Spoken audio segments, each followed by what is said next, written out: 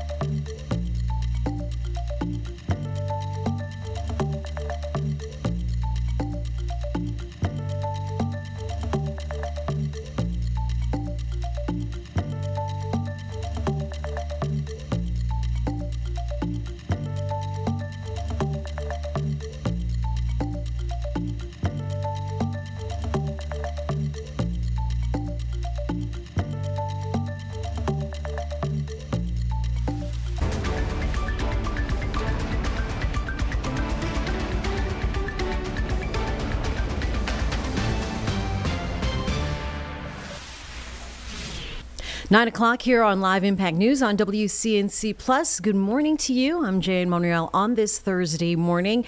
Right now, we are covering so many stories. We are monitoring what is going to kick off here at 9 a.m., so any minute now.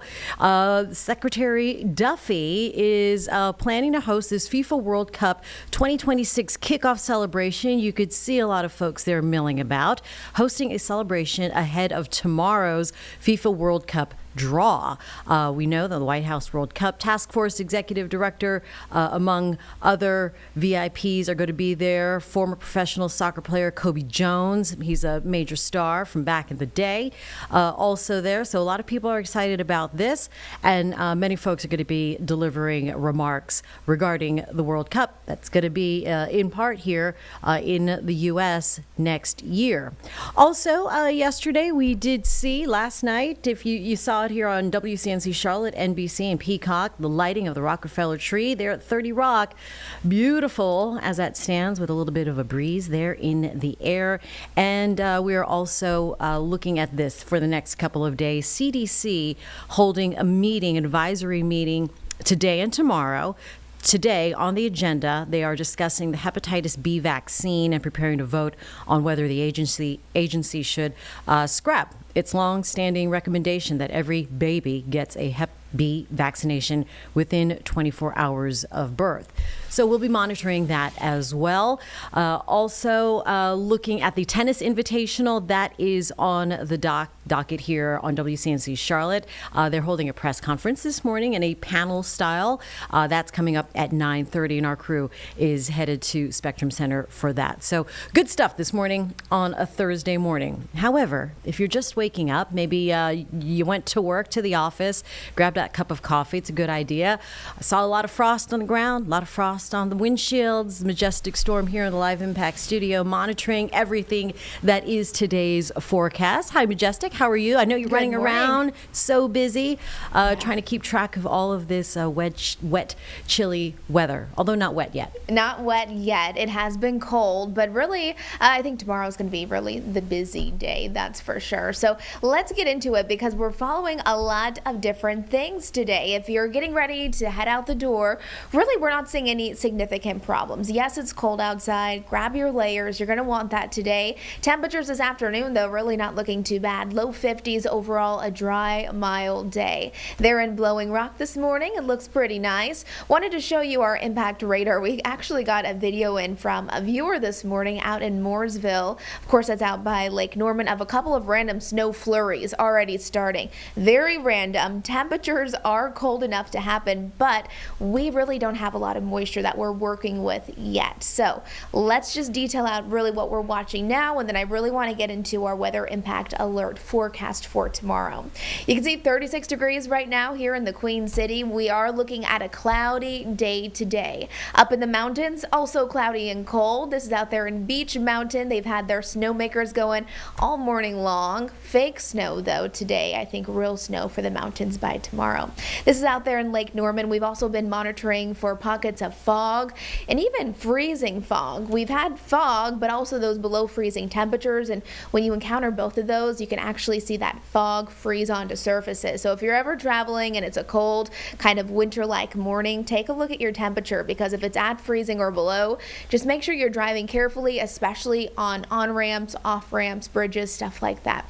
By this point, we are above freezing, so we're making some improvements there. Again, cloudy, 50-degree temperatures today. We're staying dry. It's tonight and into tomorrow that we're watching our next storm system push through the Carolinas. Bottom line, we are weather alert because the weather tomorrow morning is going to impact your morning commute. Most of us will stay above freezing tonight, so it's going to be coming down as widespread cold rain. Now, if you're right along I-40 and north of that, that's where the forecast starts to get a little bit tricky.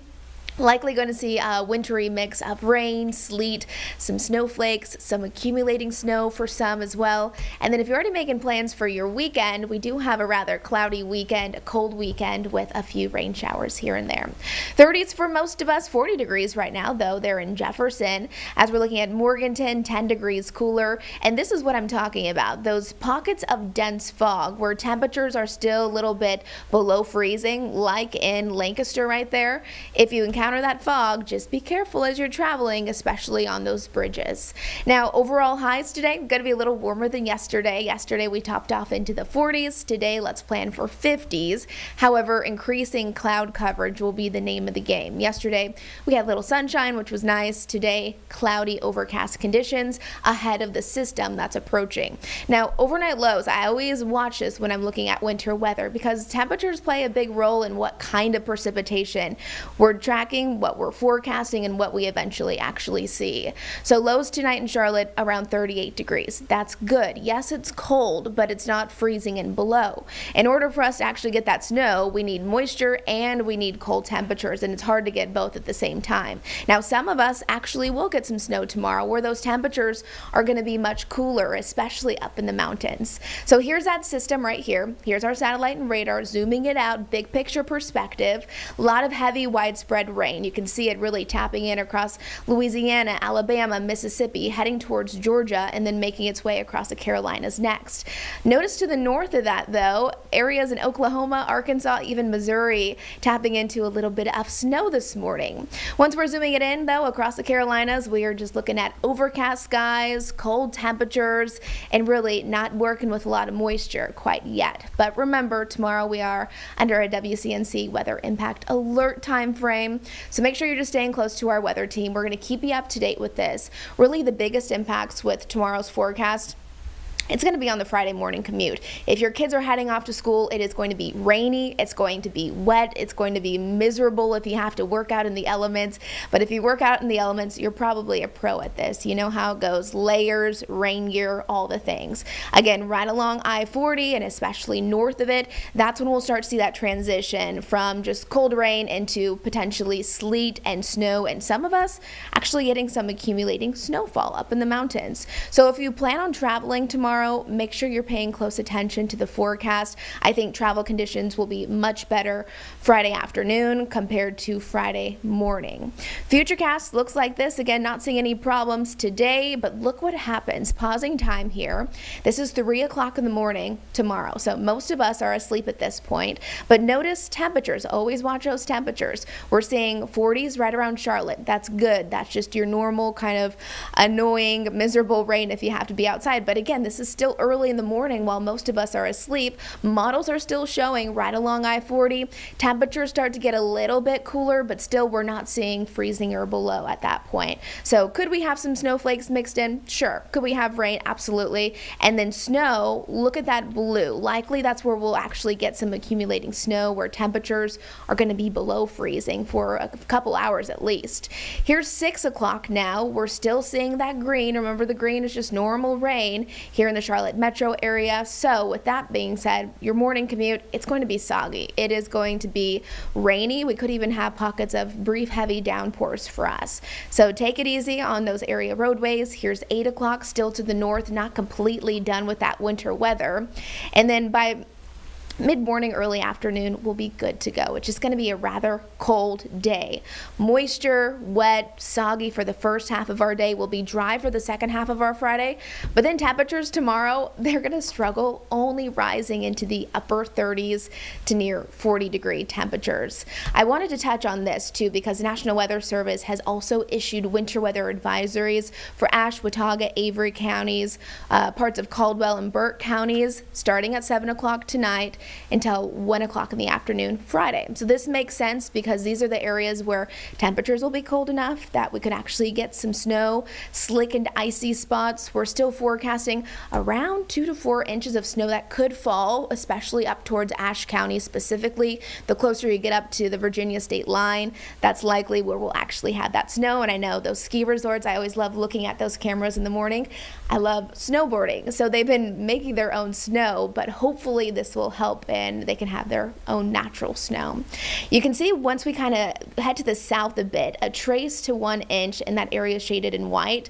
Still, it's tricky because it's a mix of that snow and that rain, sleet. Again, if we see that accumulations, it'll likely be on grassy surfaces. And here in Charlotte, still a rain event. Now, is it out of the question to have maybe a couple of random snowflakes? Not really, but will it be impactful for us? No. I mean, the rain, will it be impactful, but we're not talking about winter weather in Charlotte.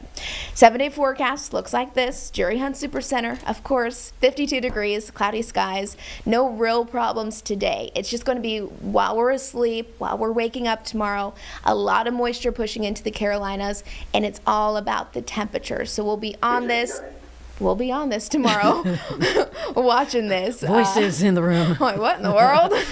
And then Saturday and Sunday, it's going to be colder. I mean, we should be at 57 degrees, high of 47, so still below that. Cloudy and rain showers possible just a little bit Saturday and Sunday, but Monday, more rain chances ahead. And don't forget, Saturday is the toy drive. We're going to be bundled up collecting toy donations at the Carolina Place, so hopefully you can come out and donate. All right, that sounds good. I like how the snow really just has the line, you know, It does. It's a nice clear mark north Yes. I-40, so at least gives you a little bit of distinction there. Yeah, And it's pretty distinct too. Yesterday I was getting my car worked on, and the people who've lived in this area for a long time, they're like, it always seems to happen this way. Once it hits I-40, it just transitions and it switches over, and that's kind of what we've been seeing day after day. There really hasn't been any big differences in our forecast, so at least it's going steady the way that we're planning as of now. All right, plan for a miserable drive tomorrow morning. Again, twice in a week. Yeah. Majestic. We'll All get right. through it. Won't blame the weather, people. All right. Thank you. Thank you. Majestic Storm in the Live Impact studio. We're going to take a break here on Live Impact News on WCNC Plus.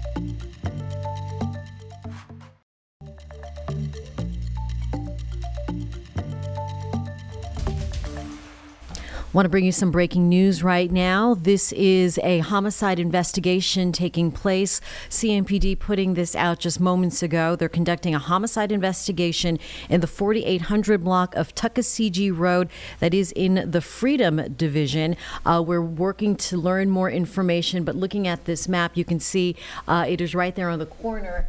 Browns Avenue, right around Tuckasegee Road, rather, right around Browns Avenue, and that is adjacent to the Tuckasegee Recreation Center in northwest Charlotte. So we're gathering more information here at WCNC Charlotte, but just wanted to bring that to your attention. You could find lanes blocked there in the area, so if that's your drive as well. So something to keep in mind as we work again to gather more information on that homicide investigation. Back here now in the Live Impact studio at 9:15, we are following the CDC advisory meeting that is taking place in Atlanta today and tomorrow. Looks like they're running some PowerPoints here, but today on the agenda, for the most part, they are discussing the hepatitis B vaccine and preparing to vote on whether they should just scrap this recommendation that every baby gets a Hep B vaccination within 24 hours of birth. Let's go ahead and listen in on Live Impact News. They were all started at an later age. Now, all of the groups did respond well to a booster dose, showing so-called anamnestic memory. Although what I've highlighted on the far right is that while 83% of those vaccinated prior to age 5 responded to the booster dose, about 17% had titers that did not rise above 10, even after the booster dose. That doesn't necessarily mean they're not protected, but it's a point to note. The second study is among U.S. children vaccinated now as infants. Group 1 started their series with the birth dose, and Group 2, the third column, started a little bit later at age 4 weeks or older, but both Group 1 and Group 2 completed their primary series before they were 1 year old. So when they were tested at age 16 to 19 years, less than 17% of Group 1, those vaccinated as newborns, still had titers against Hep B above 10, and about double, 34% of those in Group 2 who were vaccinated starting at 4 weeks or later had titers. Again, both groups responded well to a booster dose, but again, I'm just going to point out on the lower left that nearly 10% of those vaccinated first as newborns, the booster dose was not enough to boost their titers over 10. And then finally, this whole phenomenon of waning immunity shows up in NHANES data. And let's just focus on the cluster of columns on the far right.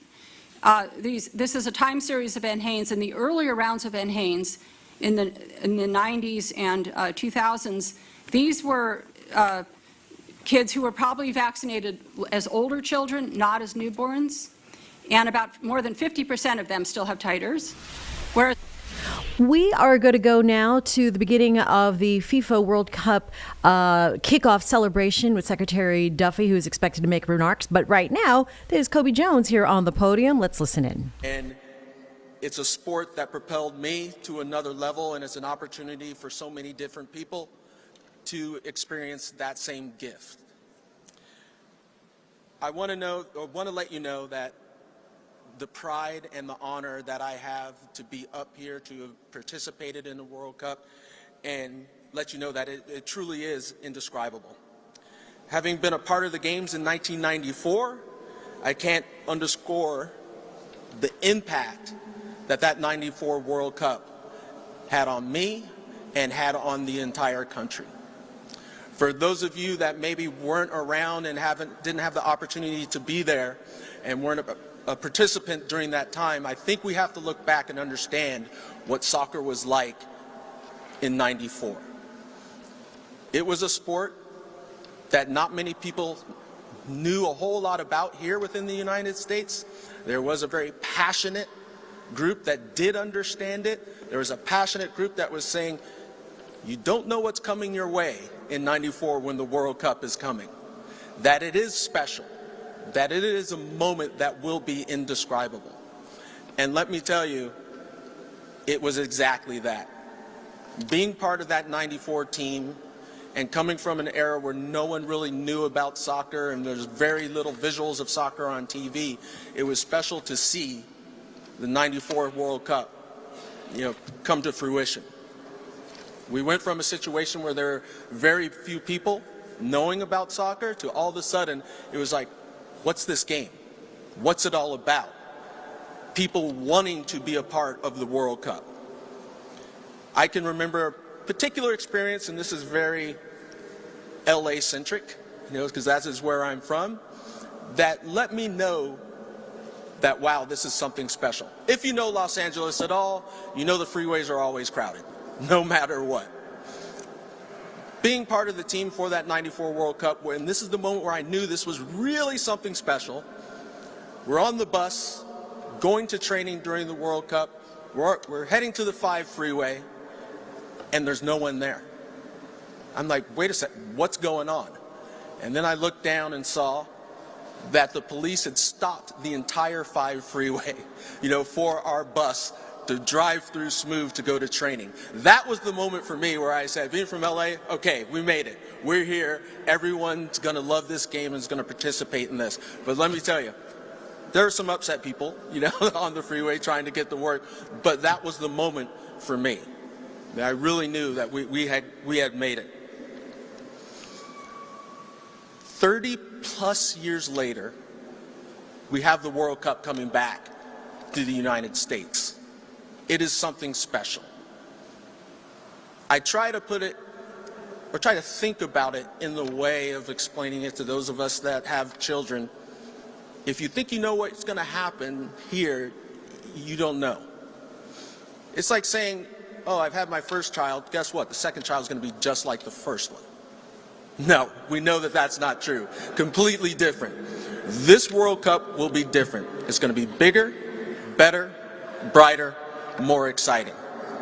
That's what it's going to come down to. In 1994, for those of you that know, it was a special moment. The whole world's eyes were upon us. Within the United States, everyone got on board and participated and helped out that U.S. team make a special run.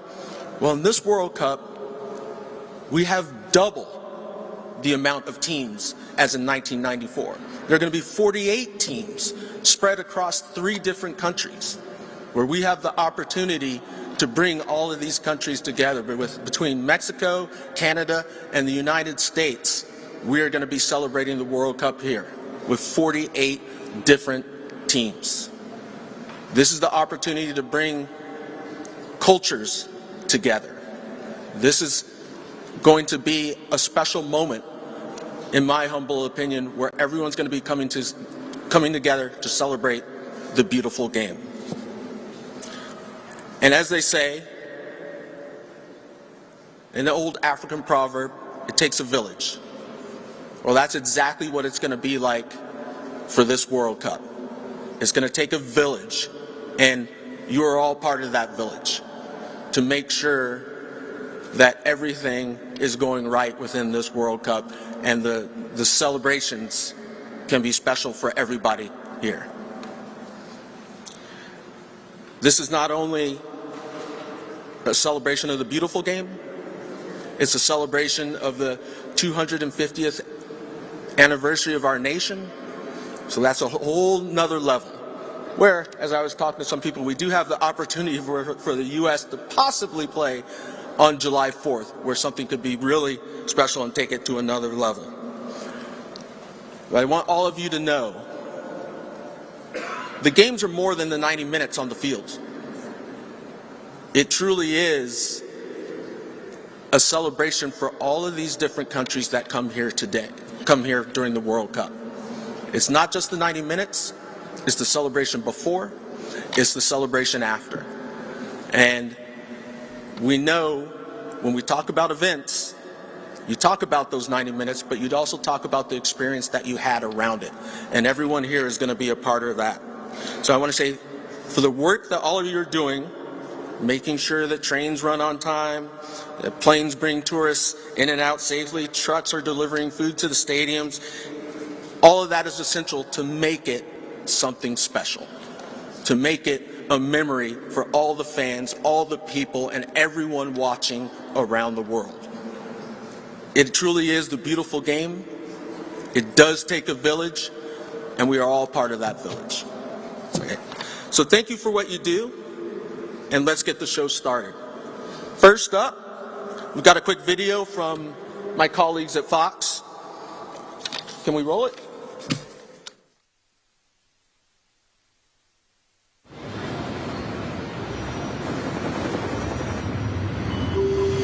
FIFA officially announced The greatest sporting event on the planet returns to the centerpiece of the world's greatest soccer.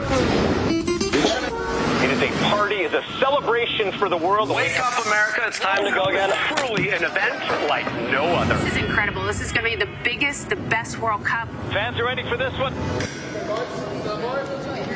Ready? Everyone set, please. Here we go.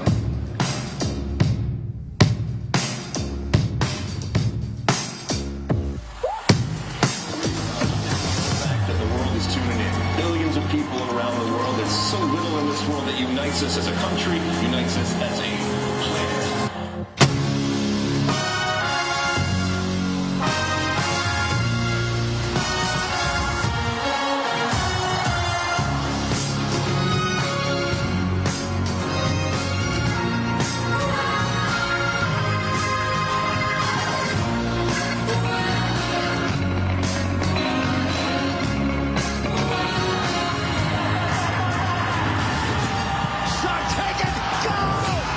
A sensational finish. An absolute beaut. It doesn't get better.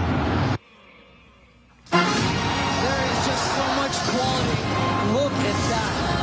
Oh my goodness! Tie is locked into goal! And these scenes will live forever.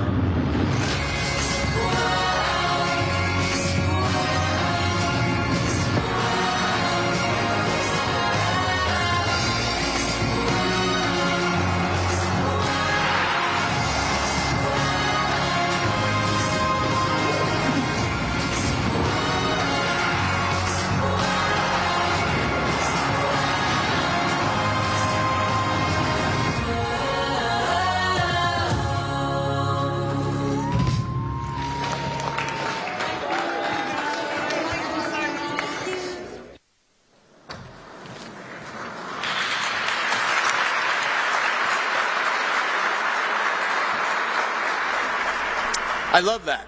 All right, we're going to take a quick break here on Live Impact News on WCNC Plus. We'll be right back.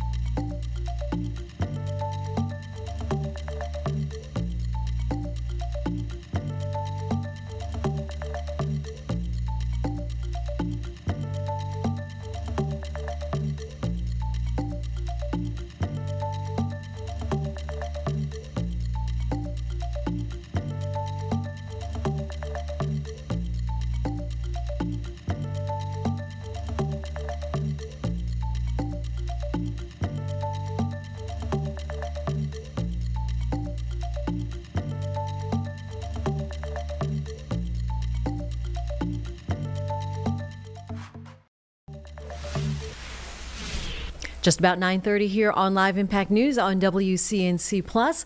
And this year marks a major milestone, 100 years for a local organization that has helped shape our city. Of course, we're talking about the Junior League of Charlotte. And with 1,300 women strong, this league continues such good works. Its mission of developing women leaders in our city, as well as addressing Charlotte's most pressing needs. This morning, we're joined by Amanda Cahoot, president of the Junior League of Charlotte. Amanda, thanks for joining us this morning. It is my pleasure. Thank you for having me. And really, congratulations are due on reaching this 100-year milestone. What does this mean to you and the 1,300 women of the organization? It means we have a huge legacy that we have to uphold. Just a huge history behind us, and looking forward to another great century of work ahead of us. Amazing that many Charlotteans may not realize that the Junior League helped start Discovery Place as well as Nature Museum. What are some of the other significant contributions over the past century? It's probably too much to list. It is too much to list, but the great news is that we all started in 1926 with 30 trailblazing women that saw a need in the community for an orphanage, and they really helped start what was called the Baby House at that time. It was staffed by 2 nurses, and then the Junior League women didn't just sit back. They went in and helped support those nurses, take care of the babies and the children, and that's really how the Junior League of Charlotte was born. I mean, it was an amazing start to our legacy. But then beyond the Nature Museum, beyond the Discovery Center, we also help revitalize the 4th Ward with the Berry Hill House. We also help support the Levine Children's Museum with a Family Resource Center, the Children's Theater of Charlotte, which is now Imaginon. And I could just go on and on, but the legacy and the landmarks that we see in Charlotte every single day have had a hand from the Junior League of Charlotte. And so now your current focus is on children's mental and physical health, right, through 5th grade. Why is this priority happening right now?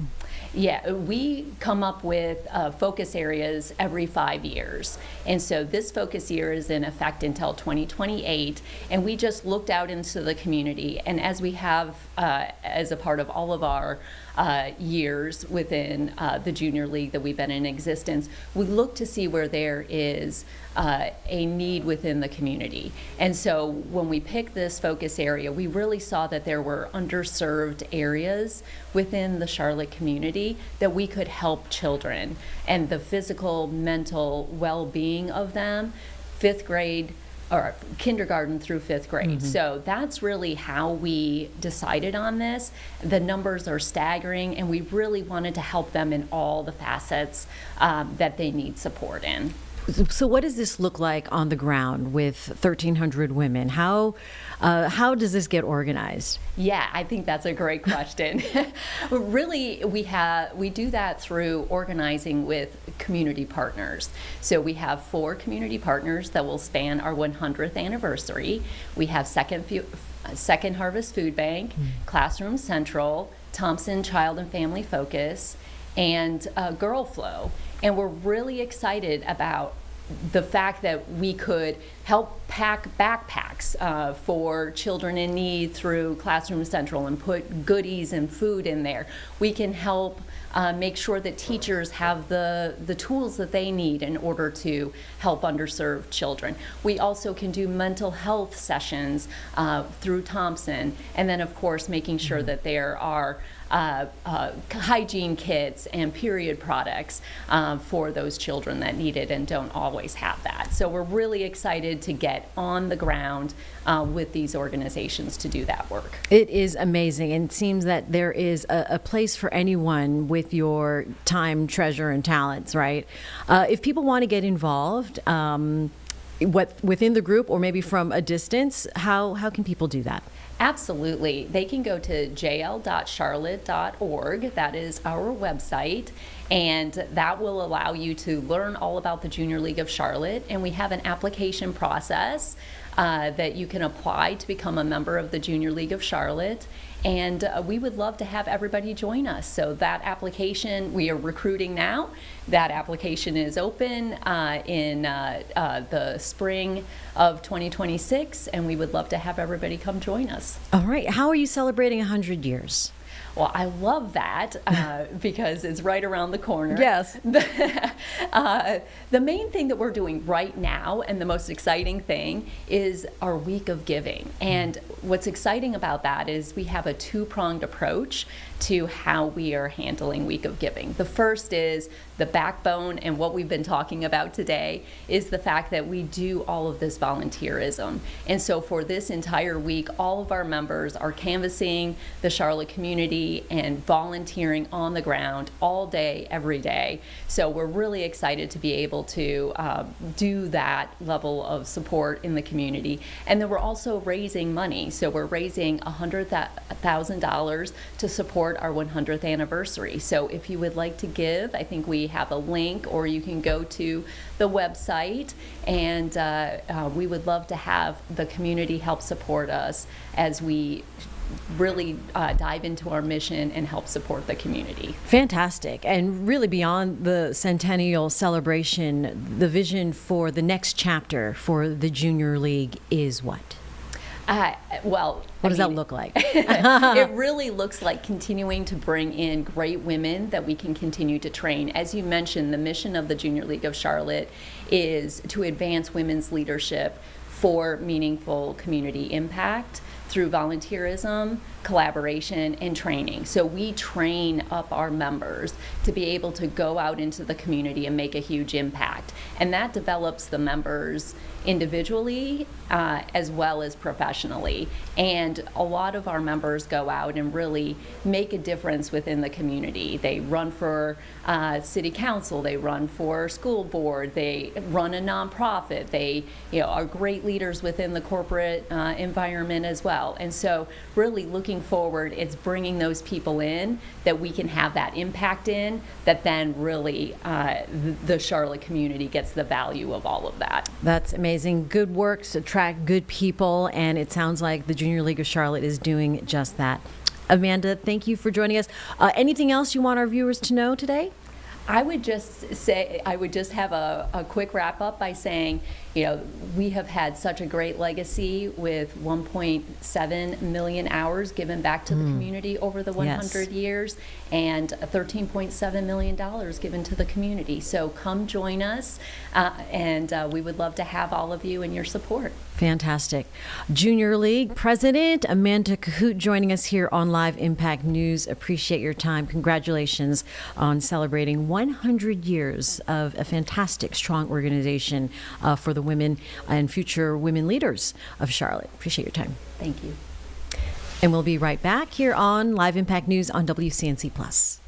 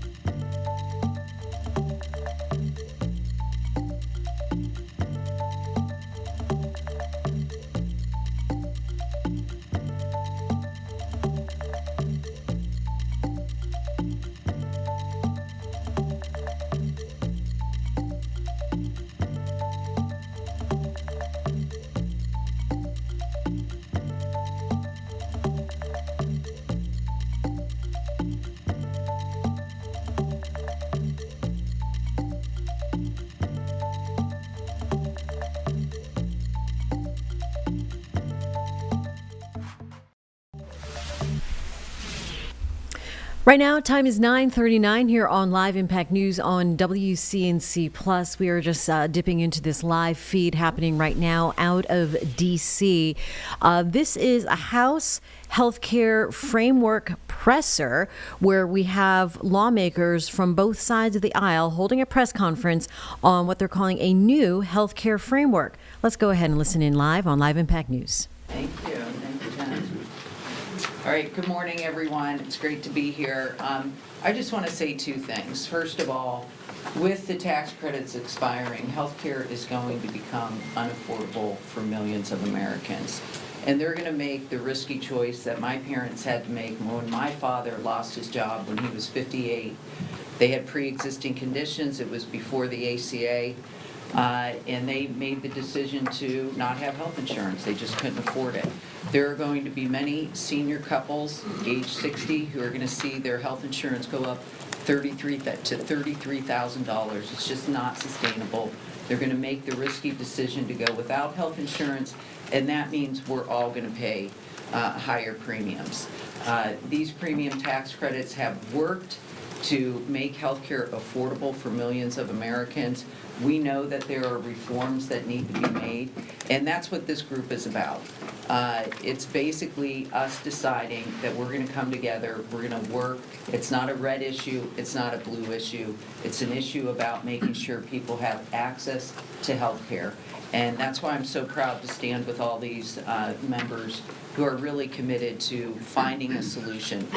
Not everyone's going to like our framework, but it is something that we're committed to make sure that we work together, because preserving affordable health care is important to each and every one of our constituents.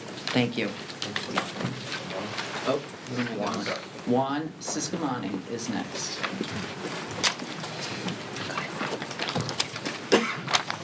Good morning, everyone. Thank you for being here, and welcome to our message here this morning. I want to thank my colleagues for being here, and Representative Gottheimer and Kiggins for leading the charge on this. Rising costs across the board have already put pressure on Americans. I want to bring you some breaking news and update now out of the CMPD's Freedom Division. This is a live picture with our photojournalist Mason Foster on scene, a homicide investigation taking place at what appears to be the Tuckasegee Recreation Center. This is the 4800 block of Tuckasegee Road, and this is in the northwest area of Charlotte. But as Mason zooms in there, you can see the yellow tape, and a number of officers are on scene with the crime van set up as well. So we are continuing to follow that. We are also sending our crew to the scene to gather more information and see what happens, waiting to learn what happened, when it happened. And again, this is Tuckasegee Road near Browns Avenue. If you're familiar with that area, you might see some yellow tape on surface streets and traffic control on scene as well. But that was a quick peek at an update there. Let's get you back out to the press conference happening in D.C. House Health Presser talking about maybe a new framework on health care on Live Impact News. My colleague, Congresswoman Schroeder. Thank you. It's fun. Good morning. I'm Congresswoman Hillary Scholten, proudly representing Michigan's 3rd Congressional District in Congress. As a mom of 2 school-age kids, working family, I can tell you firsthand, the affordability crisis is crippling the American dream, and we have to act. Healthcare costs are the #1 issue that American families are struggling with every single day. Prior to the passage of the Affordable Care Act, healthcare costs were the leading cause of personal bankruptcy in the United States of America. We have just 27 days until these health insurance premiums expire. All right. Also happening right now as we break away from that press conference happening in D.C., a trial that we're following started earlier this week. A man in Dedham, Massachusetts, charged with murder. This is the murder trial for Brian Walsh in the death of his wife, Anna Walsh. Part of the motive that the prosecutors are saying is because of her extramarital affair. The man on the stand is the alleged man who had the affair with Anna Walsh. Let's listen in on Live Impact News. At that point, were you seeing other people? Prior to that, yes. And at that point, did you stop seeing other people? I did. And did you begin spending holidays together? Yes. And did you spend Thanksgiving together of 2022? We did. And what plans did you and Anna have for Thanksgiving of 2022? We had planned a trip to Dublin, Ireland together. And when did you get to Dublin? I believe we left on the 23rd or 24th of November. Did you fly together to Dublin? We did. And how long were you in Dublin? Until the 27th. And then where did Anna go after Dublin? She flew to Serbia to see her mother via Paris. I'm sorry, via Paris, you said? Yes. Okay. And where did you go after Dublin? I returned to Washington. And did you and Anna have plans for Christmas Eve? Yes. And what did you do for Christmas Eve? We drove out to Annapolis to have dinner with friends of mine. And where did you have dinner? The Annapolis Yacht Club. And where did you and Anna go after dinner in Annapolis? We went back to my home in Washington. And did you spend the night there together? We did. And what did you do on Christmas morning? It had snowed the night before, so Anna's flight had been delayed or canceled. She left because I was taking custody of my children either later that day or the next day in anticipation of taking a winter vacation with them.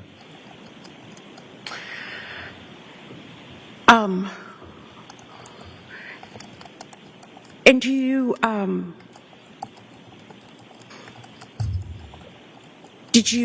know where Anna went on Christmas Day? She eventually ended up driving back to Massachusetts. And, I'm sorry? I didn't say anything. Oh, sorry.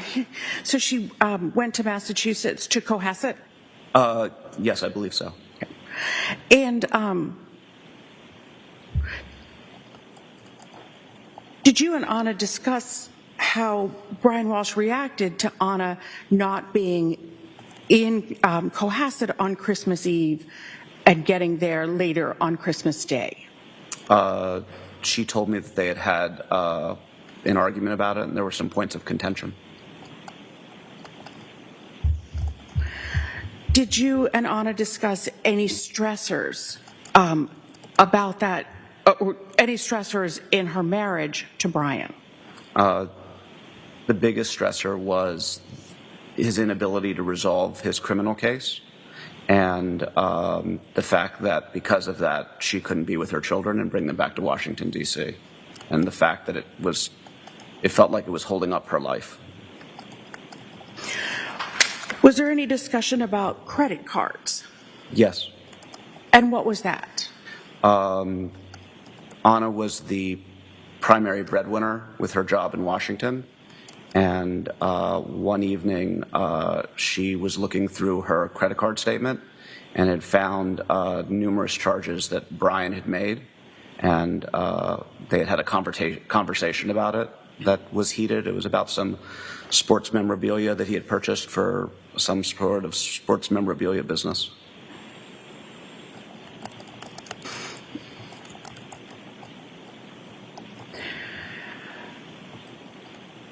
When was the last time, were you and Anna making plans to go on any other trips in 2023? Yes. I was in Idaho with my children for New Year's, was flying back to Washington, D.C., and we had planned to celebrate New Year's together on the 4th.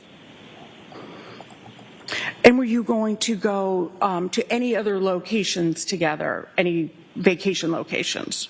While we were communicating over New Year's, we had talked about doing a trip to New York City. Tishman Speyer, the company that Anna works for, has an ownership interest in Rockefeller Center. So she had mentioned wanting to go to New York, and we had discussed it. I think we may have even planned it at one point. But I was concerned coming back from Idaho that I would need to be back on the job, and I didn't want to commit to travel before coming back to the office. So you said you went to Idaho. When was that? I left early morning, December 27th. And did you communicate with Anna while you were in Idaho? I did. And how did you communicate? Through text message and through Instagram. And how did you communicate through Instagram? Through the private messenger feature. And what is the private messenger feature? Within the application of Instagram, you can send a private message to users. Okay. And did you voluntarily provide text messages from between you and Anna to the Commonwealth? Yes, I did. Your Honor, may we be seen at sidebar? You may.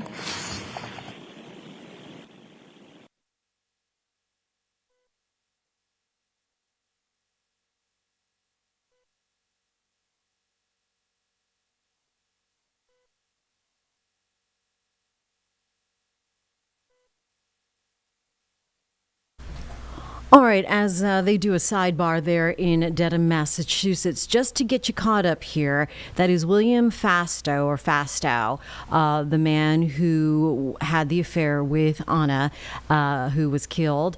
And he is a real estate broker in D.C. So that's how they met. Fastow says that after the sale of a townhome in D.C., he and Anna Walsh became close friends, then confidants, and then had an intimate relationship. So they would go on dates many times during the week, and as you hear from his testimony, planning several trips during their relationship. So we continue to learn more about the relationship where Anna Walsh had with William Fastow, now taking the stand. Brian Walsh, Anna's husband, is accused of killing her back in 2023 on New Year's Day, so almost 3 years ago, and then dismembering her body, although her body has not been found to this day. So he is facing a murder charge right now. This trial is expected to last 3 to 4 weeks. This is the 4th day of the trial, as the prosecution still calling its witnesses. And that is Brian Walsh right there.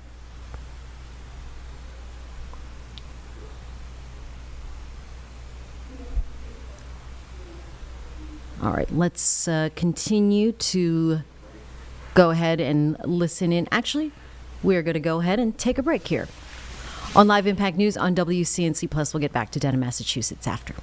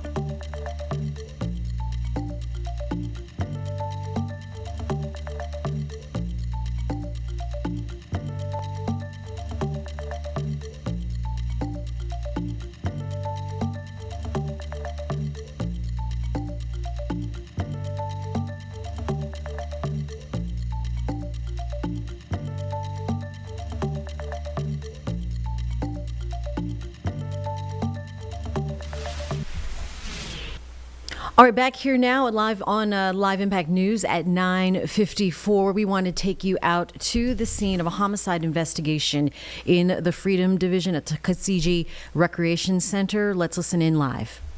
Fortunately, our victim did succumb to the injuries and was pronounced deceased on the scene. At this time, we do believe that this is an isolated incident and there is no concern to the public. But what we do ask is that if any information that the public have, to please contact Charlotte Crime Stoppers at 704-334-1600, or please utilize the Charlotte P3 Tips mobile app. Any further questions, if you can please direct that to the Public Affairs Office for CMPD. Thank you for your time. Thank you, sir.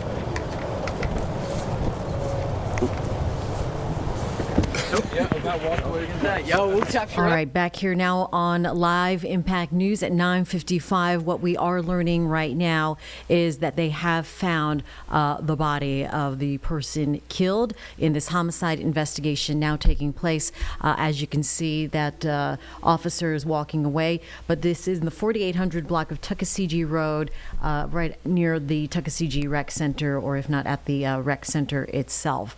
We do have a crew on scene. Jeb, you want to jump in here? Yeah, so I was able to listen in a little bit of the press conference that began during our break. It does appear that CMPD says that they found the body at this rec center. So the reason this is interesting and a little bit different than what we're used to is when we reached out to Medic told us they did not respond, which alerted us to the fact that this may not have been an active crime scene. Whereas if you have a traditional shooting or a stabbing, Medic almost always responds regardless of the status of the victim. That kind of alerted us here in the newsroom that this may not be a traditional homicide investigation. And as was just relayed to us by CMPD, it does appear that this body was found just moments ago, earlier this morning, by somebody there. They did not let us know who or how, But that is what we're working with now. We do not know how long the body has been there, but our Bria Smith is on the way. We obviously already have a photographer there, and we hope to get some of those answers for you very shortly here. All right, very good. Thanks for listening in, Jeb, on that live press conference. The update now on the homicide investigation, and we'll have more on WCNC Charlotte and here on Live Impact News. Let's get you back out to Washington, D.C. This is the FIFA World Cup Summit kickoff celebration. A number of guest speakers are taking the podium. Let's listen in on Live Impact News on WCNC Plus. Enjoyable. We have to be on our A game. And the U.S. Department of Transportation and FTA is your partner to ensure that that happens. And it is clearly a wonderful opportunity. And so whether it's a ferry boat or a subway, whether on a platform or a bus, there needs to be a safe, reliable, accessible, and efficient system. There needs to be connectivity. We want our host cities and our transit agencies talking to one another, engaging with one another, and planning together. We have to be on our A game. And I have absolute faith that the transit organizations, our partners in the private sector who play an important role in charter service, you are all prepared for this moment. It is an exciting time to be an American. We will host the World Cup. We will.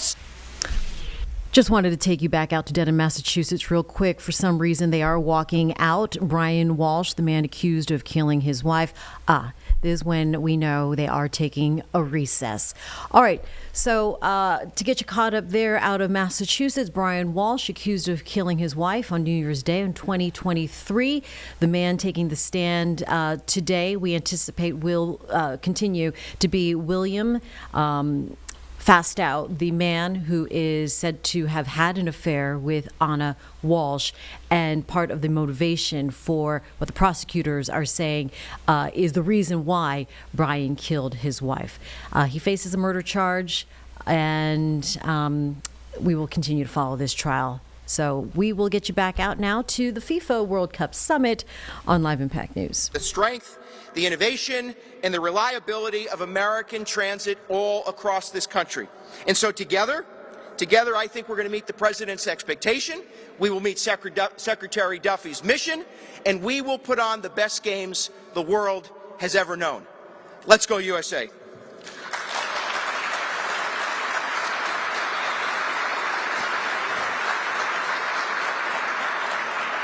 So Kobe, my notes say I'm closing, but I think you're closing. I think so. So if Kobe did not show up today, they were going to make me be the MC. And I said I'd have to know the names. There's 5 or 6 names. And they said, well, one of them's Duffy. Do you know that one? I said, yes. They said, the other one's Molinaro. Do you know that one? I said, yes. The rest, I don't know. Problematic. Kobe, get to the breakout sessions in an hour. Thanks very much.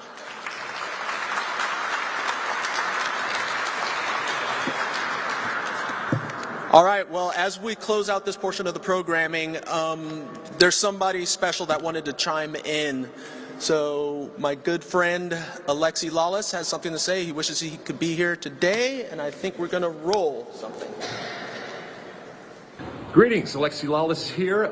Thank you so much, Secretary Duffy, for having everybody here today, and thank you to the Department of Transportation that is literally going to get us around next summer during the biggest World Cup in history. 48 teams, 104 games with our friends to the north, Canada, our friends to the south, Mexico. It is going to be a soccer extravaganza next summer. And we thank you for all of the help, for getting all of the people that are here that are going to enjoy the World Cup, and everybody around the world that's going to come to the United States to enjoy the World Cup.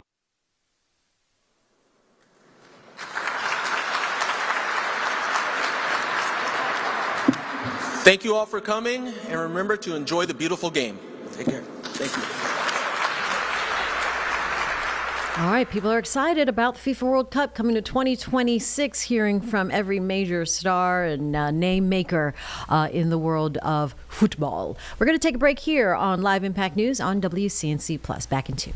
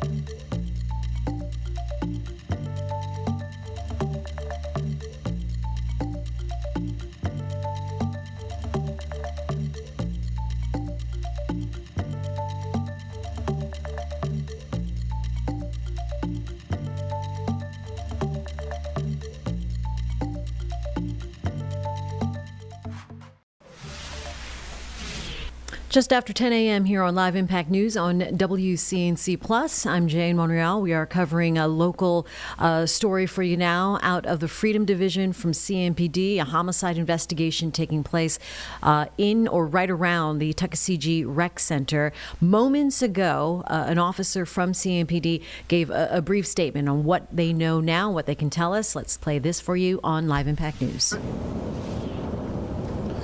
My name is Michael Anderson.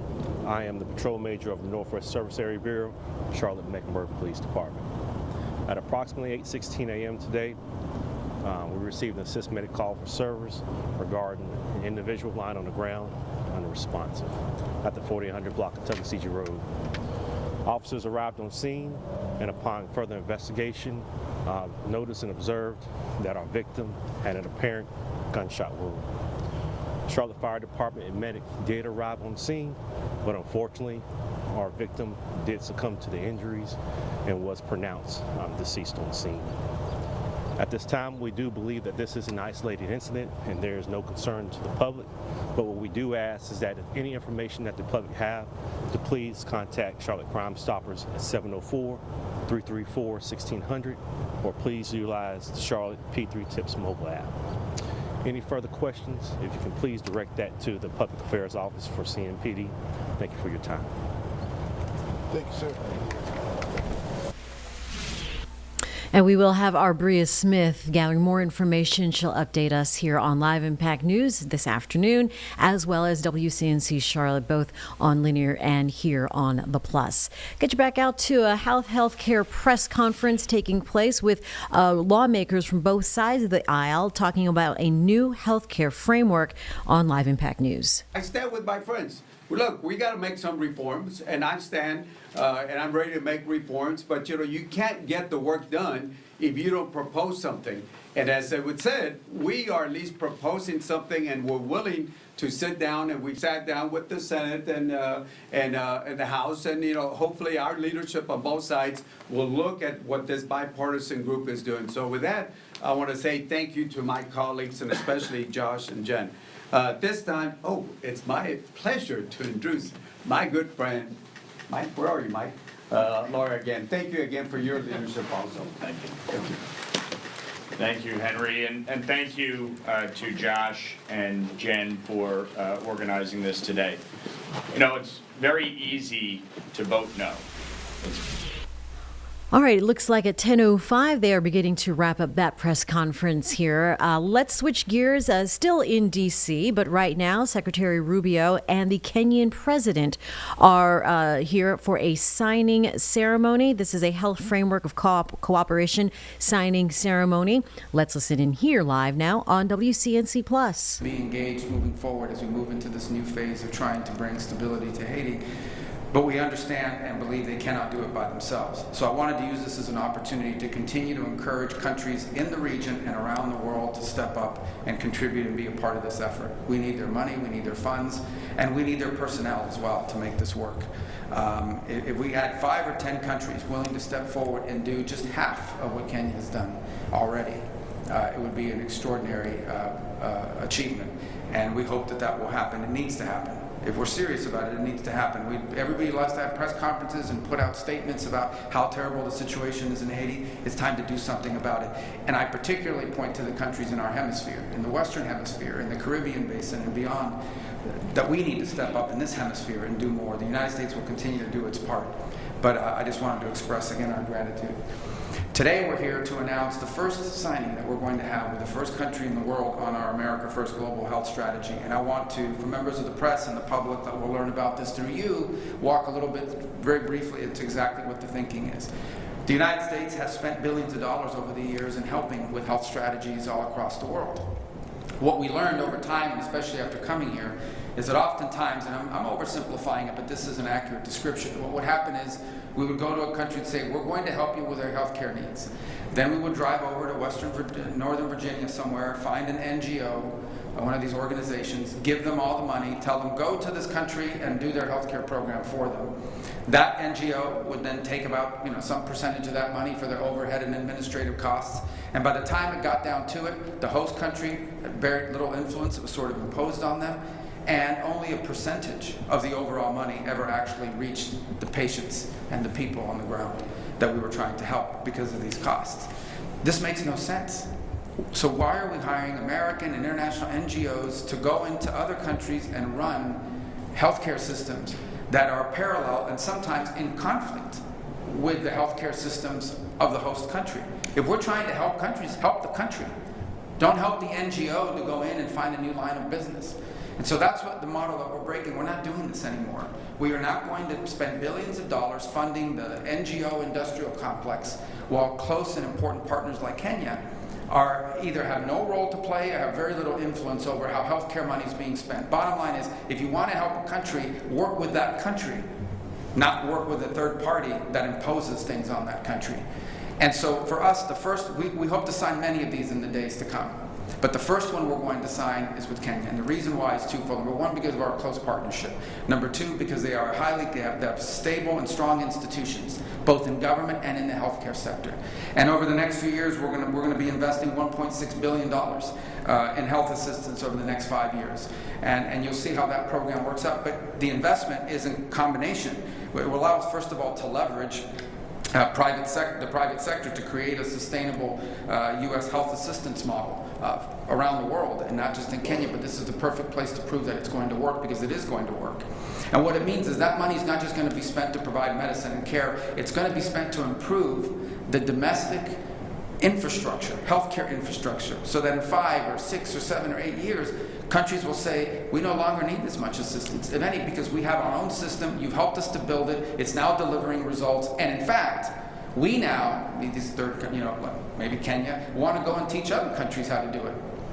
And this is a very real possibility, and it's something we believe in. And by the way, Kenya, our partner, okay, we're not imposing this, they're our partner. $850 million is what they're going to give to support these efforts. So this is truly a partnership. This is the way we should be doing assistance around the world. True assistance is self-sustainability, building the ability to sustain yourself in the long term. So it's an honor to be able to do this with you today. I'm excited. This is our first one. We hope to sign, 30, 40? How many? 50. Okay, well, this is number one. You'll always remember this one. You always, the first one is the one that, and we think we've picked the perfect partner.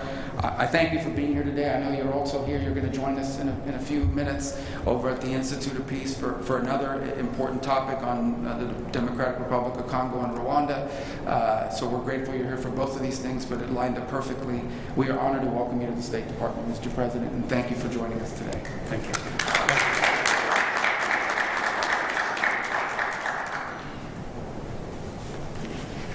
Thank you very much, Secretary Rubio, Secretary of State of the United States, distinguished members of the United States delegation, ladies and gentlemen.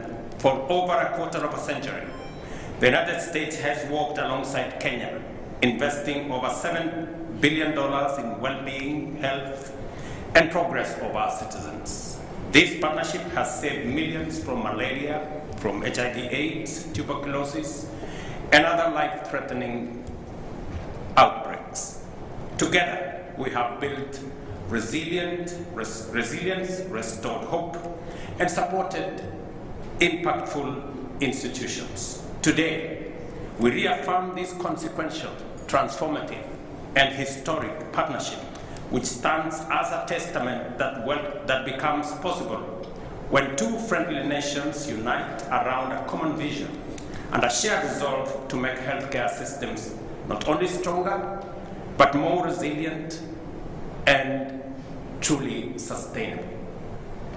The framework we signed today adds momentum to my administration's universal health coverage that is focused on supply of modern equipment to our hospitals, efficient and timely delivery of health commodities to our facilities, enhancement of our health workforce, and health insurance for all, leaving no Kenyan behind. This facility will also boost disease surveillance and emergency preparedness. On behalf of the government and people of Kenya, I express profound gratitude to the United States, to President Donald Trump, and to you, Marco, for the commitment of US $1.6 billion to Kenya over the next 5 years. This gesture of goodwill by President Trump on behalf of the American taxpayers reinforce our ongoing mobilization of domestic resources by Kenyans and actors and stakeholders in Kenya to the health sector. And I assure you that every shilling and every dollar will be spent efficiently, effectively, and accountably. And let me say this for the record, that already we are mobilizing our own domestic resources to the tune of $3 billion to support the health deployment of health infrastructure in Kenya. Not just health personnel, we now have 107,000 community health promoters built into the health infrastructure, building from the bottom of the pyramid in every village, in every health center, in every dispensary, and making sure that health does not become a privilege for those who can afford, but a right for every citizen. Thank you very much to President Trump and his foresight and commitment to the relationship that exists between Kenya and the United States and between the United States and Africa. And let me say this, that as we sign this agreement, the first one ever, we don't take it for granted that many officials have spent many hours in putting this together. I want to commend them, both from the United States and from Kenya, so that we can do the easy job, me and Marco here, to do the final seeing of this agreement. Let me also commit that Kenya will continue to be available in Haiti to do what we can to ensure that the experience we have gathered over the last couple of months, running into 2 years now, will be of benefit to the gun suppression force. I did promise that we are not going to walk away from Haiti, and I want to say that Kenya would not have succeeded in Haiti if it were not for the support, the friendship, and the partnership of the United States.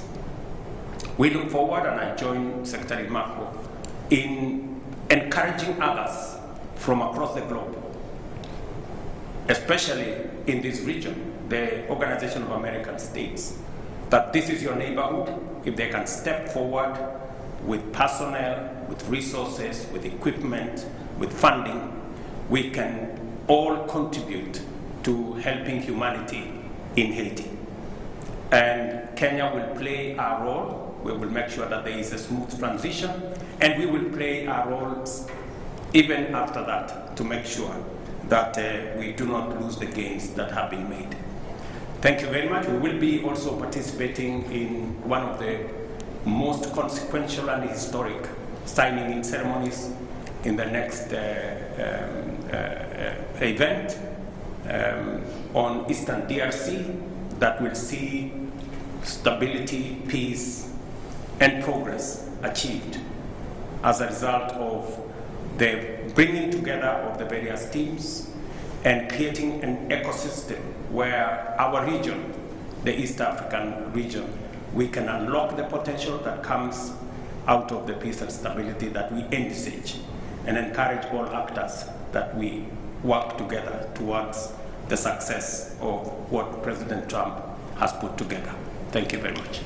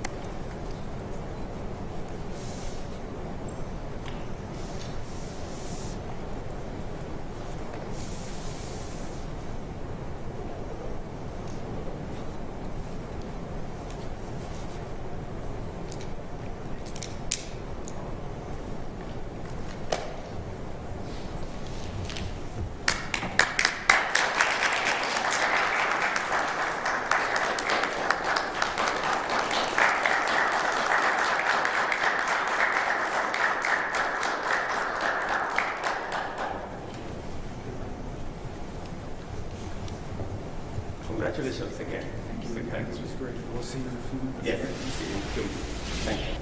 All right, with that signing ceremony, we're pretty much wrapped up. We are going to take a break here on Live Impact News on WCNC Plus.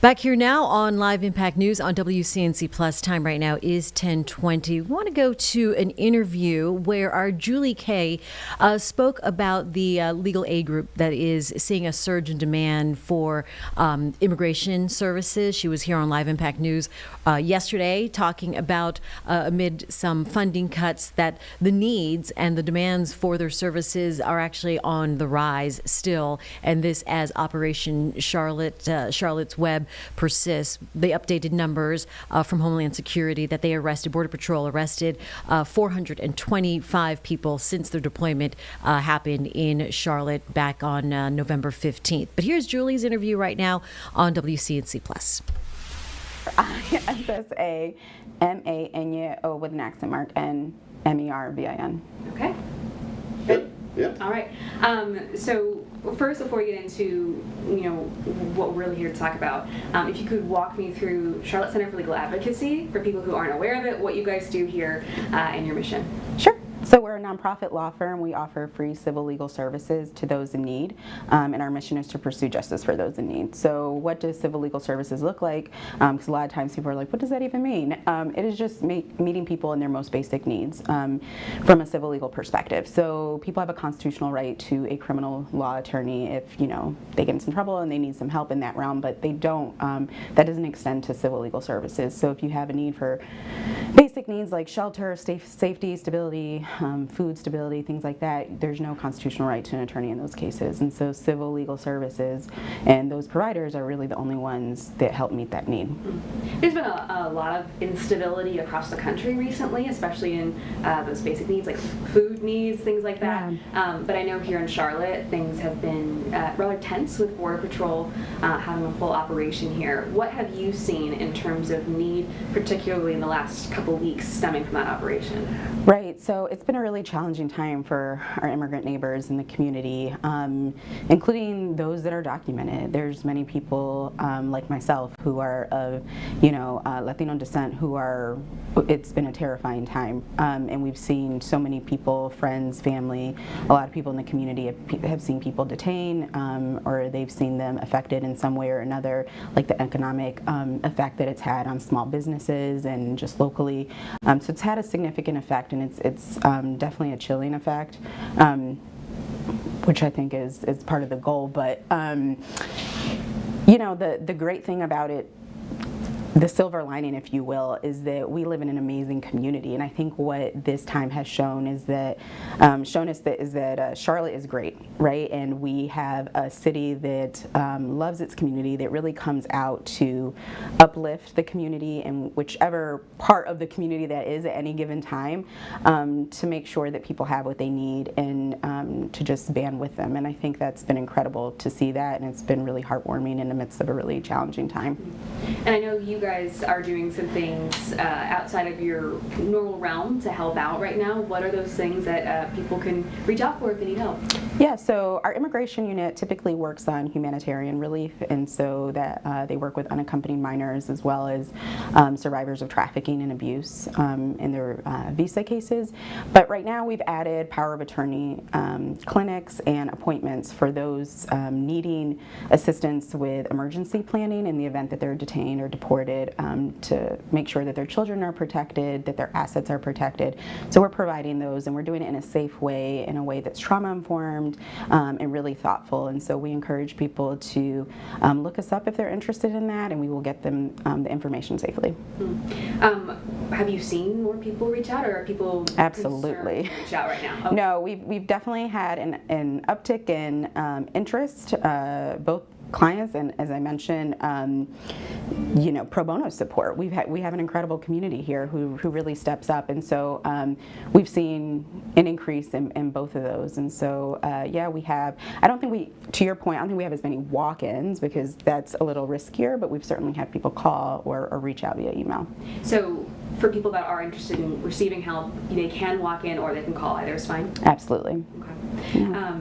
And then I guess I'm thinking back to some of the previous stories we've done, because I've spoken with leaders of the immigration side of this a couple times. I know that they have faced funding uncertainty too over the last few months. So the fact that you guys are able to kind of expand and have that support too is really cool to see that happen, when I know the start of the year was a little rocky in terms of funding to now come here. So what has that journey been like, being able to now kind of increase support in the midst of some other uncertainty? Right, so I will say a couple things about that is that, one, we've had to make really strategic and difficult decisions throughout the year to address the funding crisis and disruptions that we've faced, and many organizations are having to do that. But to your point, in the midst of that, we've been able to grow to some degree. We were able to acquire Council for Children's Rights, their education law program. As you mentioned, now we're adding this service. This service really is, so the second thing I'll say about that is that this service really is because of the generous support of our pro bono providers. We have an extensive network of pro bono providers that really allows us to maximize the amount of work that we can do. With a little over 50 members on our staff, we certainly couldn't, take care of all the need, not only in Mecklenburg County, but throughout the state and some of our statewide projects. And so we really rely on pro bono support to be able to do that. And we have an incredible network here that has really stepped up to help us with this particular offering. Is funding still a concern? It is in some areas, yeah. And so, I'm not sure how familiar you are with the IOLTA crisis that's currently going on, and that's affecting all legal services providers in our state. But we are one of the top grantees of that particular program, and so that has greatly affected us, as well as other legal services organizations. And this has been a challenging year funding-wise for all civil legal services and nonprofits, but we're just being strategic as best as we can. And we were here before. We faced challenges before in previous years, and we'll be here after, and we'll continue serving the community, and we'll keep doing that to the best of our ability and maximizing capacity where we can. And how can people help if they want to donate to the mission, anything like that? How can people reach out and support? Absolutely. So they can go to our website, charlottelegaladvocacy.org, and they can donate there. They can also look us up. There's multiple ways they can come in. They can write a check and send it, but they can also help with their talent and their time, right? As I mentioned, there's a lot of need in a variety of areas to help, whether that's language skills or if they have legal professional skills that they can help, or administrative skills. There's a variety of ways that people can give back. Anything I haven't asked about that you guys think we need to mention? I don't think so. That was good. That's it. Is there anything you can think of you want to throw out there? I've already said we're grateful for the community, but I would just say that again. I mean, we really are. I don't think we can do this work without the support of the Charlotte community, and we're really grateful for the way that our partners in a variety of areas have helped, our community partners and other nonprofits that we've partnered with, our government partners, local, state, federal government, and, you know, just our donors, our philanthropy community. I mean, there's so many ways that people have stepped up, and we're truly grateful.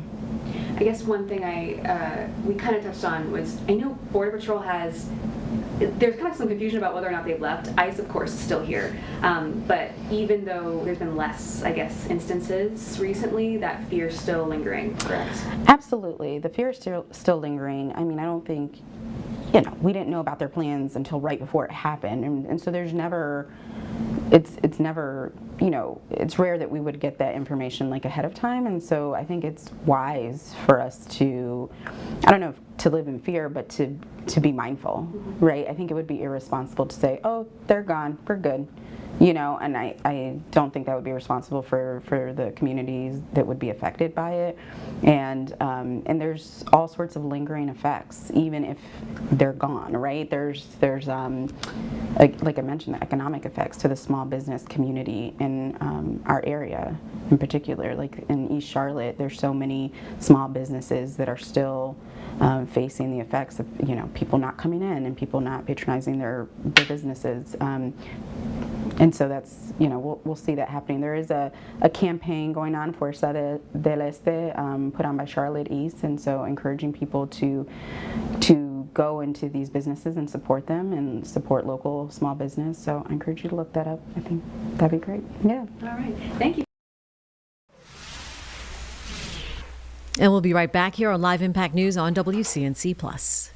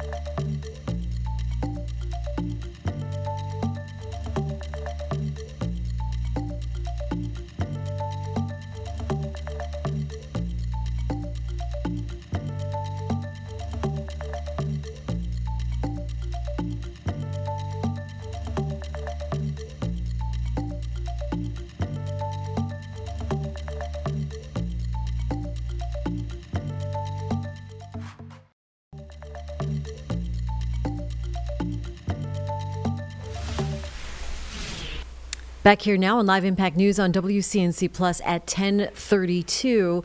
North Carolina leaders are addressing some efforts, staffing shortages when it comes to daycare facilities. Our Tradisha Woodard conducting that story and her raw interview for you now with some of our state leaders here on WCNC Plus. Hey, Tamara's not even here. You're going to be looking at me the entire time. Okay. I'm going to hold this in front of you. Okay. Could you state your first and last name and spell it for me? Kamaria Bell, K-A-M-A-R-I-A-B-E-L-L. Okay, and what's your title here? Director. Okay. My first question is, talk to me a little bit about what you guys have been noticing when it comes to staff. Pretty difficult. It's hard to get qualified staff. Really hard to get qualified staffing. A lot of people also talked about how that changed after COVID. What's your perspective? When did this become just such a difficult thing for you guys, or just in general? Immediately after COVID, I would say, really. Immediately, really. Just trying to get everybody in and making sure that they're qualified and to stay. Yeah. What's some of the biggest obstacles that you're finding when it comes to hiring people or getting them to stay? Like, what's some of the hardest, what makes that so difficult?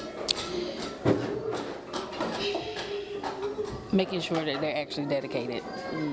Making sure that they're actually dedicated and making sure that they actually have like that passion. So that's that thing, like that passion for it. Do you guys get a big pool of applicants? We do. Okay. We do. But out of all those applicants? It's not a lot of dedication in it though.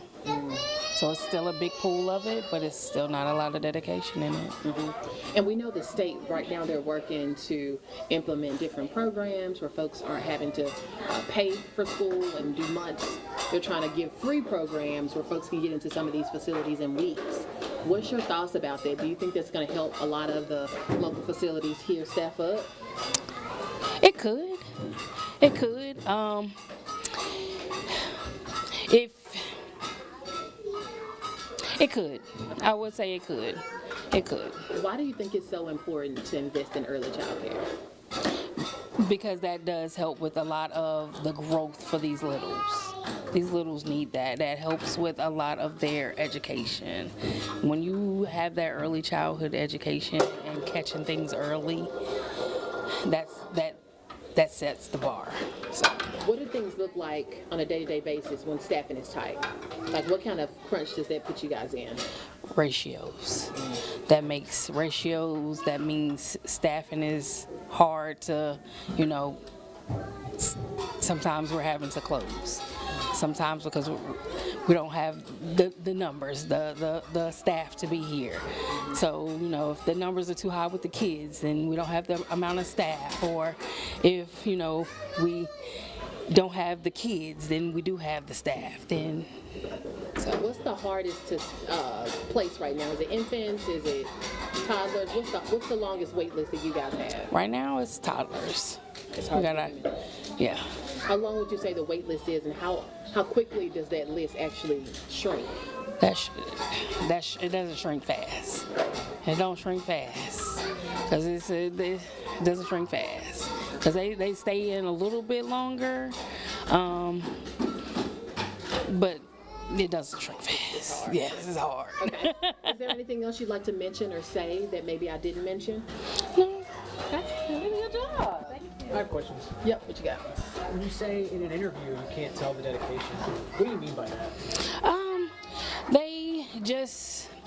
They don't give you that extra excitement whenever they come in to work with kids. To work with the kids. They don't come in with that enthusiasm.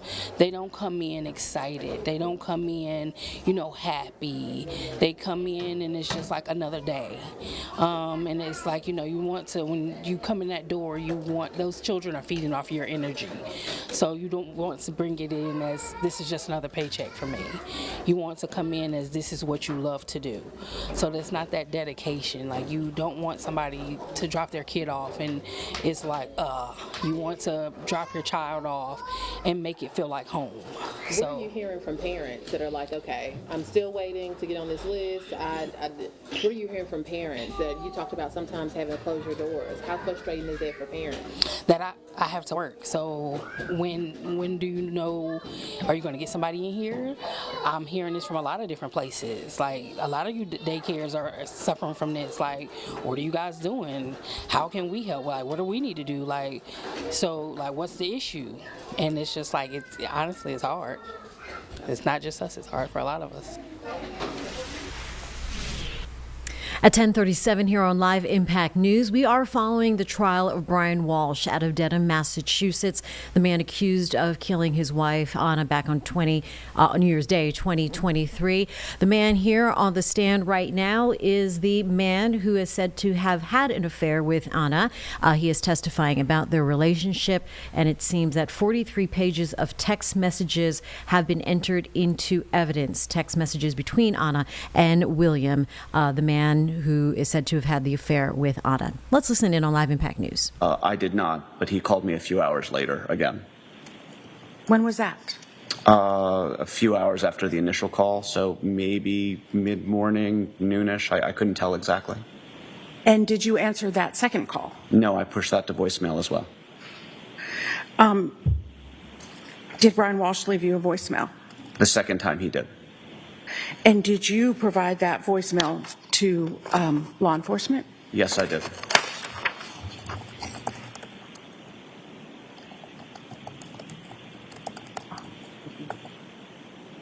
Your Honor, I'd ask that the voicemail be the next exhibit.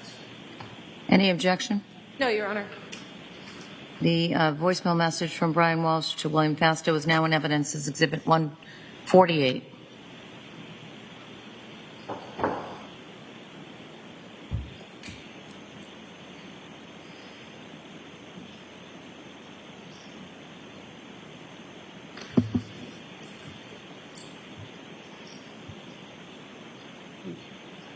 Exhibit 148.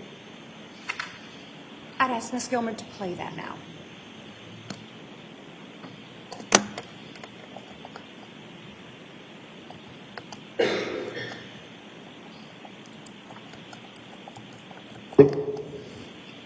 Good afternoon, William. It's Brian Walsh. I hope all is going well. I was just reaching out to basically everybody I could. Anna hasn't been in touch for a few days. I spoke to work today. She hasn't been in.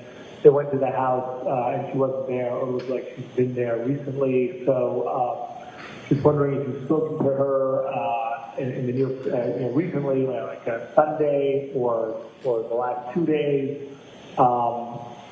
If so, let me know, or if you know anyone that might have had contact with her, calling everyone. So sorry to bother you. Sure, everything's fine, and you can reach me at 617-929-8646. Thanks. What did you do after receiving that voicemail, sir? I immediately called Brian back. And what happened when you called Brian back? I told him that I was concerned. We had discussed that Anna had been missing since New Year's Day. And I was actually driving at the time that I made the call. I told him that I was nearby the house and that I could stop by the house and check to see if she was there, if that would be beneficial. And what did you, did you do that? I did. And how did you get into the house? Brian provided me the garage code. I opened the garage and entered the garage bay underneath the house. And was there a car in the garage? There was not. Was there usually a car in the garage? Anna usually parked in the garage, yes. And did Anna have a car? Yes. Do you know what kind? I believe it was a Volkswagen Taos. Did she have one car, two cars, if you know? Just one car that I know of. Do you know, did you look inside the house? I checked the door leading from the garage to the house. That door was locked, so I couldn't enter the house. Did you notice any damage to the house? I did not. And what did you do after going to the house? I called Brian, let him know that there was no sign that she was there, that her car wasn't there. It didn't look like anyone had been home. And then I actually came back later that evening and checked the garage again in the hopes that she might have shown up. And did you see anything at that time? No, it was the same.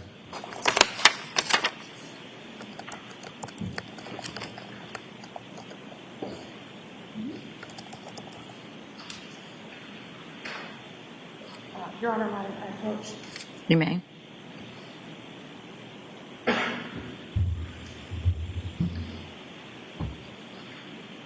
Do you recognize that necklace? Yes. What is that? It is it's a Gucci pendant necklace that Anna wore frequently. Thank you. I'd ask that this be the next exhibit. Any objection? None, Your Honor. Do you also recognize... Marked and admitted as Exhibit 149. Sorry, Your Honor.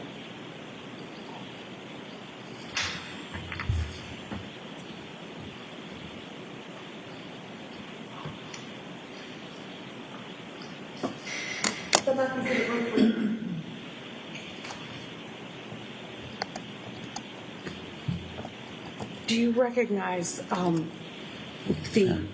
anything else in the photograph? She's wearing a Cartier watch, which was her primary timepiece. And I believe it's hard to tell with the resolution of the photo, but it looks like she's wearing her engagement ring. Thank you very much.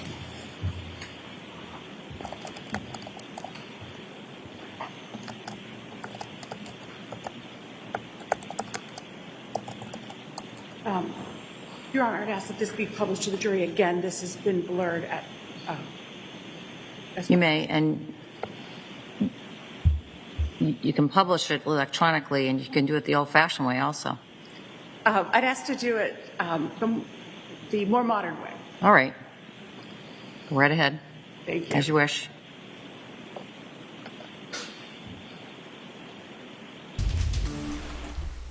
We break away from the Brian Walsh trial out of Massachusetts right now to bring you an update on breaking news that we're following. A homicide investigation in West Charlotte. Our Bria Smith there at the Tuckasegee Recreation Center now. And hi, Bria. Thanks for joining us here on Live Impact News. What can you add and let us know this morning?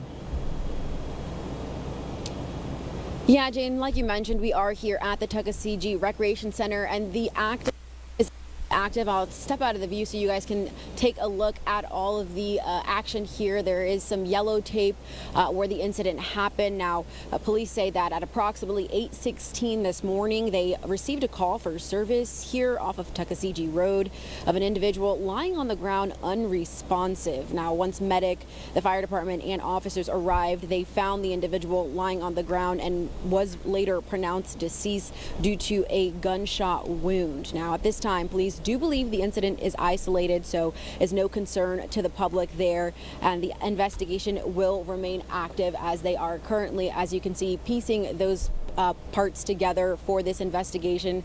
They do ask that if you know anything involving this case to call the Crime Stoppers tip line. Back to you, Jane. All right, Bria, can you tell us if there's anything as far as the rec center goes? I expect that the field is off limits anyway, but the actual building or any workers there allowing people to come in? So yeah, there is some tape here, Jane. As you can see, this part here is taped off. I will say people are able to drive and park at the rec center. I'm not sure if they are allowing at this moment people in. It's something that I can figure out, but I definitely know that this part of the field is currently off limits as we speak. All right, very good. Bria Smith, thank you for joining us, giving us an update on the situation there, isolated, as you say, according to CMPD. Appreciate that update. We'll see you a little bit later on here on Live Impact News and WCNC Charlotte. All right, with that, let's go ahead and take our last break for this part of the stream on Live Impact News on WCNC Plus.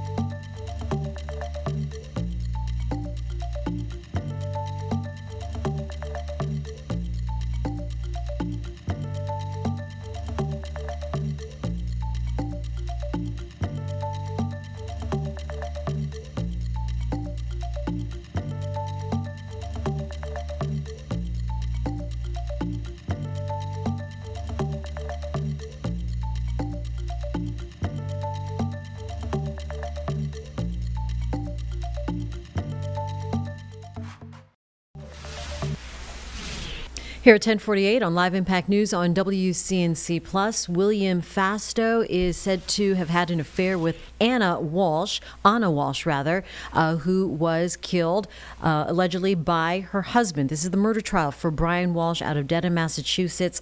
Let's go ahead and continue to listen in. Yes. And so, from what you talked to her about, that was upsetting to Mr. Walsh. Yes.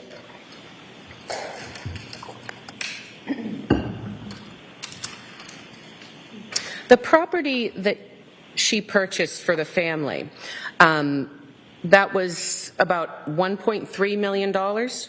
Yes. And was it paid for in cash? Was there a mortgage? I believe there was a mortgage. Okay. And it was a 4-floor townhouse? Yes. How many bedrooms? 4. 4. So one for each boy and then a master bedroom for Mr. Walsh and Anna Walsh? Correct. Okay.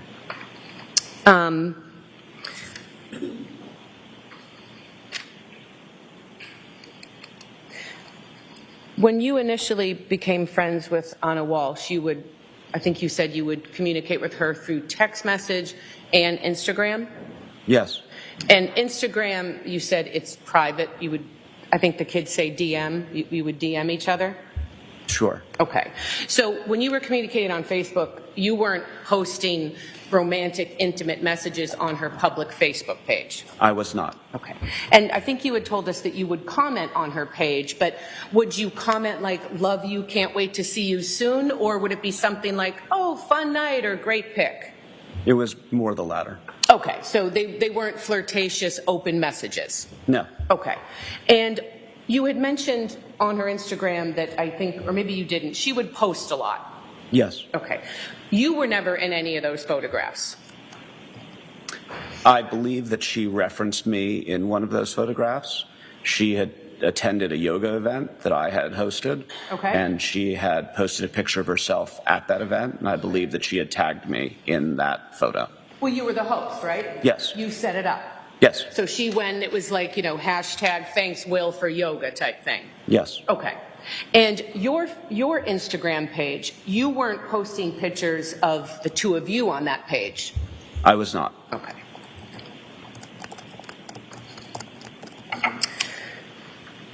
The timeline of your relationship with Anna, how quickly did it go from friends to more than friends? Fairly quickly. Bless you.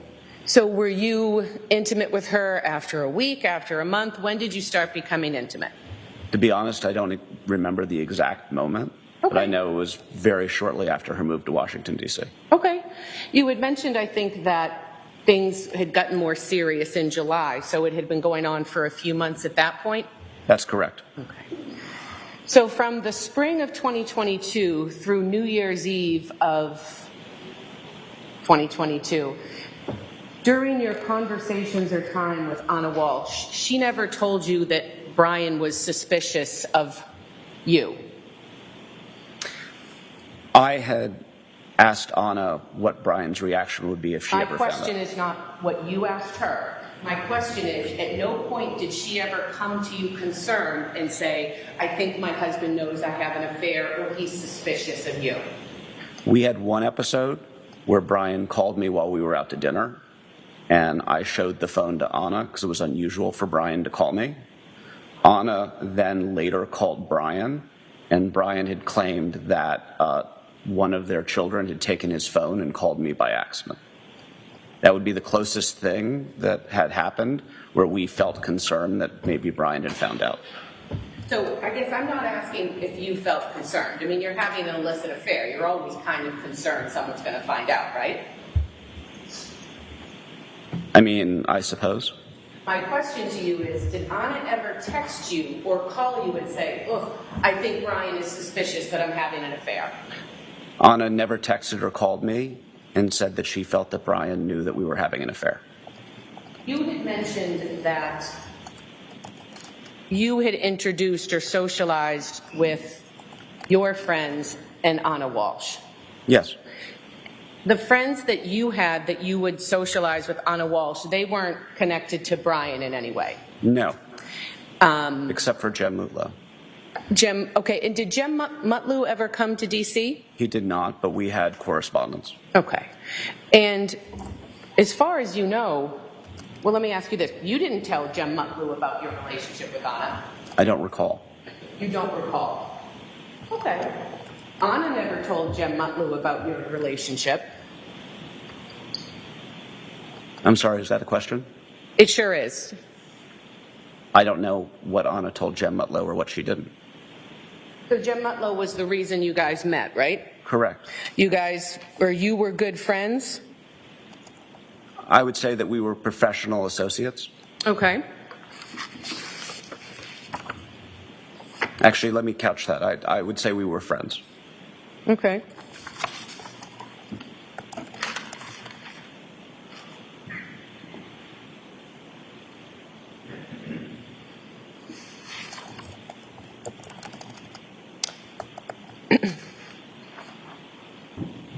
Did you and Anna ever socialize with Jem Mutlu together? Not to my knowledge, no.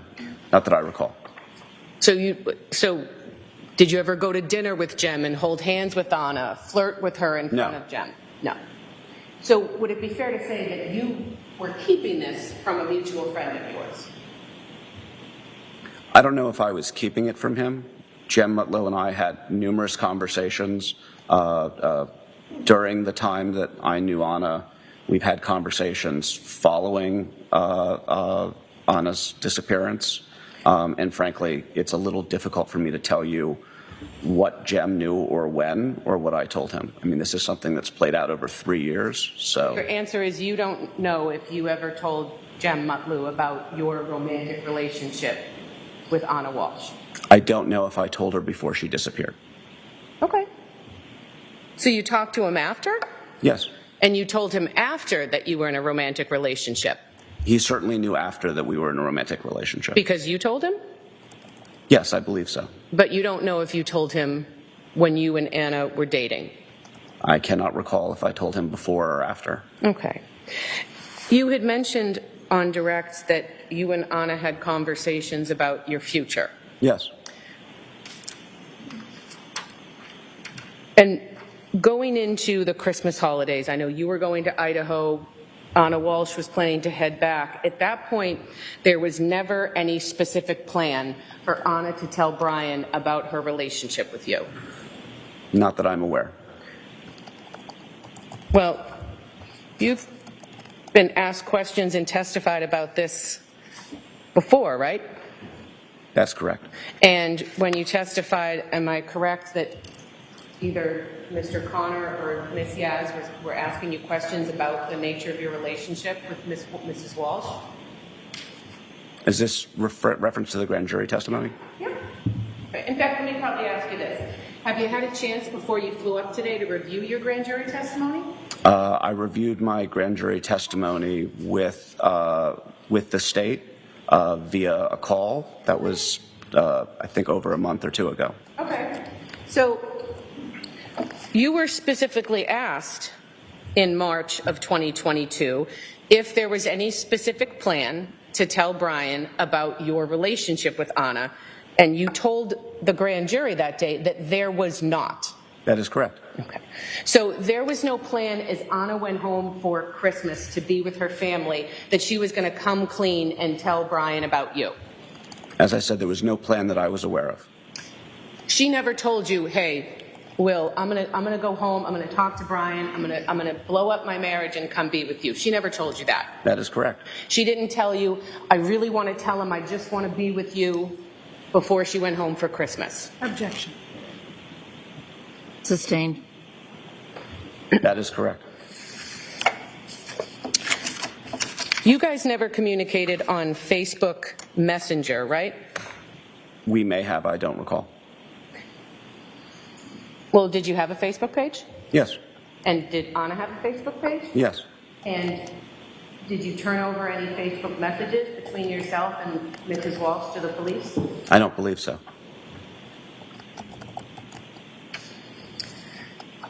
I think you had told us that Anna would never want, or maybe I'm paraphrasing, but Anna would never want her husband, Brian, to find out about the two of you inadvertently, right?